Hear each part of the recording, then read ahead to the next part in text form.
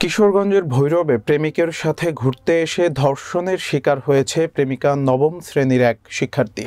সে জেলার বাজিতপুর থানার পিরিজপুর ইউনিয়নের নীলখি হাপানিয়া গ্রামের রহমত মিয়ার মেয়ে এবং ওই এলাকার একটি উচ্চ বিদ্যালয়ের শিক্ষার্থী।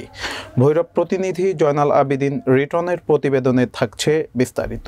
বৃহস্পতিবার দুপুরে মেঘনা ব্রিজ ঘাট এলাকায় এ ঘটনা ঘটে। এ ঘটনায় ৮ জনকে আটক করে জেল হাজতে পাঠিয়েছে পুলিশ সূত্রে জানা যায়, ভুক্তভোগী শিক্ষার্থী বৃহস্পতিবার সকালে তার প্রেমিক পলাশের সঙ্গে দেখা করতে ভৈরব আসে।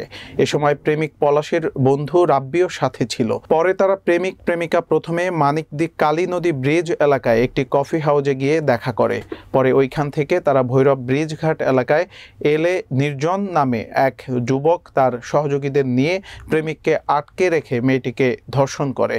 ধর্ষণের পর তাদের হাতে ছেড়ে দিলে প্রেমিক পলাশ দাস আব্দুল্লাহ নামে সহযোগীকে আটক করলে স্থানীয়রা তাকে পুলিশে সোপর্দ করে। আব্দুল্লাহর দেয়া তথ্য মতে তার সহযোগীদেরও আটক করে পুলিশ।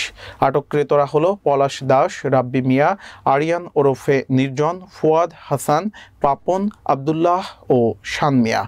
এ বিষয়ে ভৈরব থানার অফিসার ইনচার্জ শফিকুল ইসলাম বলেন, এ ঘটনায় ভুক্তভোগী স্কুল ছাত্রীর বাবা বাদী হয়ে 10 জনের বিরুদ্ধে নারী ও শিশু নির্যাতন দমন আইন মামলা করেছেন। মেয়েটি প্রেমিকার সাথে দৈহিক সম্পর্কে লিপ্ত হয়েছে। পরে মেঘনার পারে প্রেমিকাকে নিয়ে ঘুরতে এলে নির্জন নামে এক ছিনতাইকারী ধর্ষণ করে। ধর্ষণের শিকার মেয়েটিকে সকালে কিশোরগঞ্জ সদর হাসপাতালে পাঠিয়েছে পুলিশ। আটককৃত আসামিদেরও জেল হাজতে প্রেরণ করা হয়েছে।